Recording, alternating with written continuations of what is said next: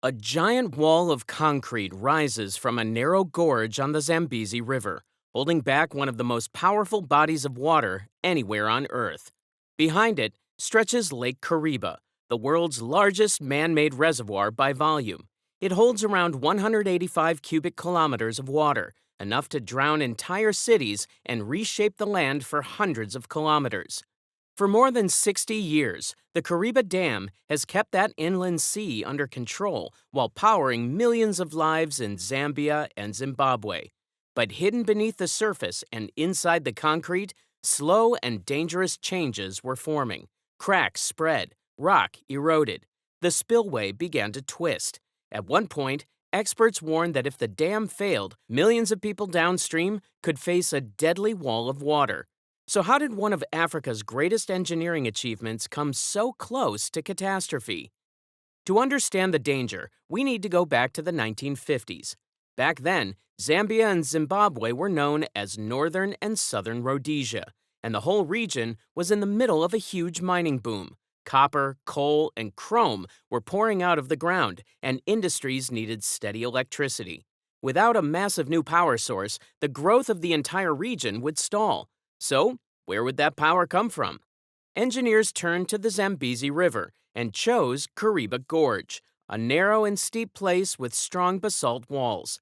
These tough rocks made the spot perfect for an arch dam because this kind of dam sends the pressure of the water into the canyon walls instead of relying only on the weight of the concrete.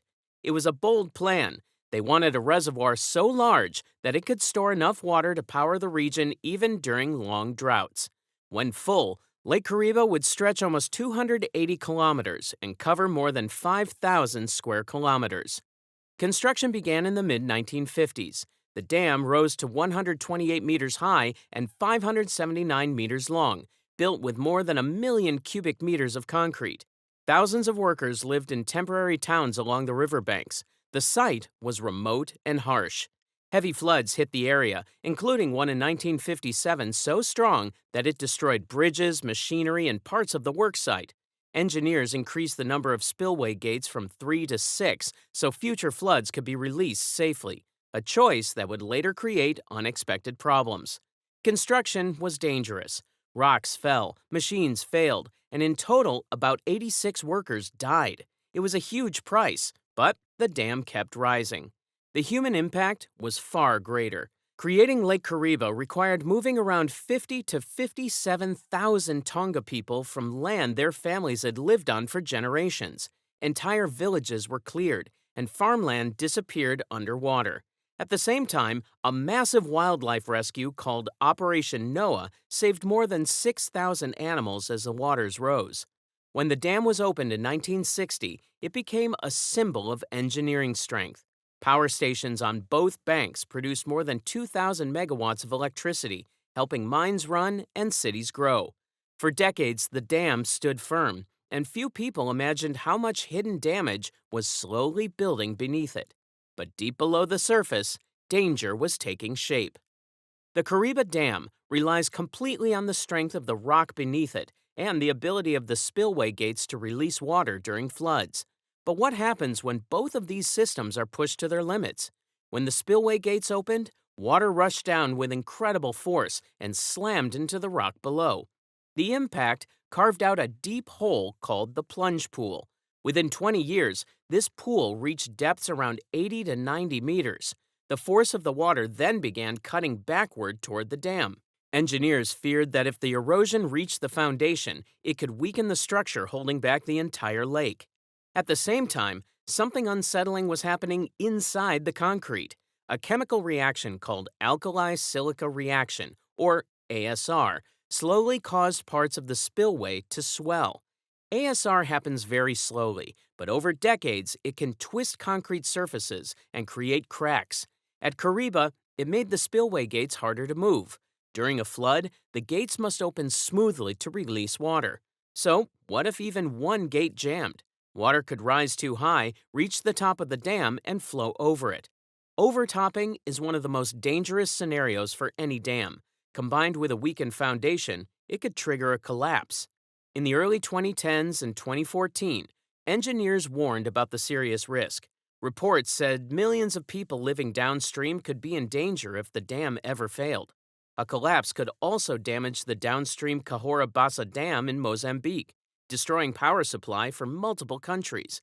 The Zambezi Valley could face flooding on a scale never seen before. The crisis became even more complex when droughts hit. Lake Kariba dropped to only a small fraction of its normal level. At one point, it was nearly 1% full. Power stations slowed down, cities faced long blackouts, and with less electricity being sold, less money flowed in to repair the dam. The structure needed urgent work, yet it could not be shut down. It had to keep operating even as engineers planned repairs. The danger was real, and time was running out.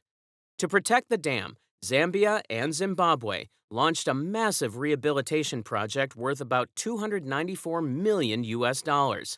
But who could take on a task this big?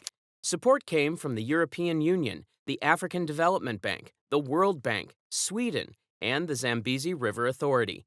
The goal was simple: save the dam before erosion or ASR created irreversible damage. The work focused on reshaping the plunge pool and restoring the spillway gates. The plunge pool work began in 2017. Engineers first built a cofferdam stretching from one side of the river to the other, sealing off the plunge pool from the Zambezi's flow. But how do you stop a mighty river? Building a cofferdam required deep excavation, up to 25 meters in some places, to reach solid rock that could support the structure.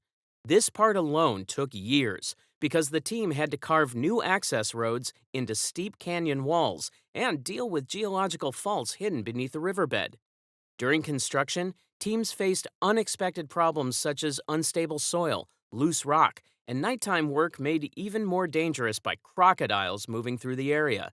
Divers worked around the clock, and watchmen were posted along the banks to warn whenever crocodiles came close. It was the type of challenge most European engineering teams had never faced. When the river was blocked, huge pumps removed around 680 million liters of water from the plunge pool. As the water dropped, a deep cavity carved by decades of spillway releases came into view. Teams used controlled blasting to remove unstable rock. The goal was to widen the pool, change its shape, and redirect the energy of falling water away from the dam's foundation. The excavation targeted weak rock zones where erosion had crept backward toward the base of the dam. Around these areas, new concrete was placed to strengthen the bedrock and prevent future scouring. The redesign also opened the pool wider downstream to let water circulate more smoothly during heavy spill events, lowering the force that hits the rock each time the gates release water. By 2024, crews had removed around 137,000 cubic meters of rock and were still working toward the full target. Fault zones were reinforced with concrete to protect the foundation far into the future. Once complete, the plunge pool's new shape will help absorb energy instead of letting it attack the dam's base. Work on the spillway began in 2019. The concrete around the gates had swollen, so engineers replaced the guide rails and upstream control parts to let the gates move freely again. Each of the 6 gates must be rebuilt with materials that can withstand decades of water pressure and chemical stress.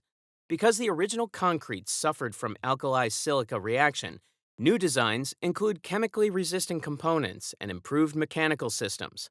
But what if a gate ever got stuck during a flood? A new movable emergency gate is being added to prevent disaster if one of the main gates becomes stuck. This backup gate can slide into place on the upstream side, allowing operators to isolate a malfunctioning gate and release water safely. International dam specialists guide the project and check every step because the work must meet global safety standards. A 7-member dam safety panel of experts evaluates the design, supervises risks, and provides recommendations during biannual visits. Most workers on site are from Zambia or Zimbabwe, building skills and creating thousands of hours of local employment.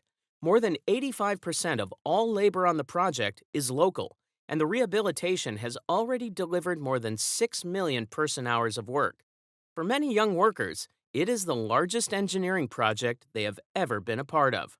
The entire effort is complex because the dam must keep running while being repaired. Work can only happen during dry seasons when the river is low.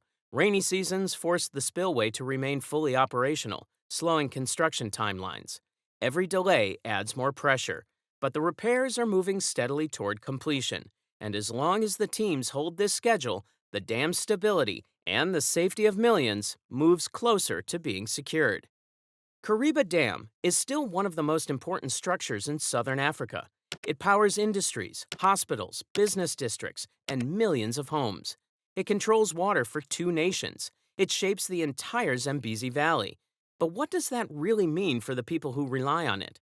If the rehabilitation succeeds, the dam will remain safe for decades. The spillway will move smoothly, the foundation will stay secure, and communities downstream will face far less risk. But what if the project fails? The consequences could be severe. A collapse would cause massive flooding, destroy wildlife habitats, tear through villages, damage power stations, and leave millions without electricity. The region depends on Kariba, and the entire economy of Zambia and Zimbabwe depends on its stability. Kariba is also a sign of what many other countries will face. Hundreds of dams built in the mid 20th century are aging at the same time. Many are dealing with old concrete, weak foundations, and extreme climate conditions. So, what can be learned from this? Kariba's rescue effort shows what can happen when nations and global partners act early. It proves that old megastructures can be repaired if there is planning, funding, and cooperation.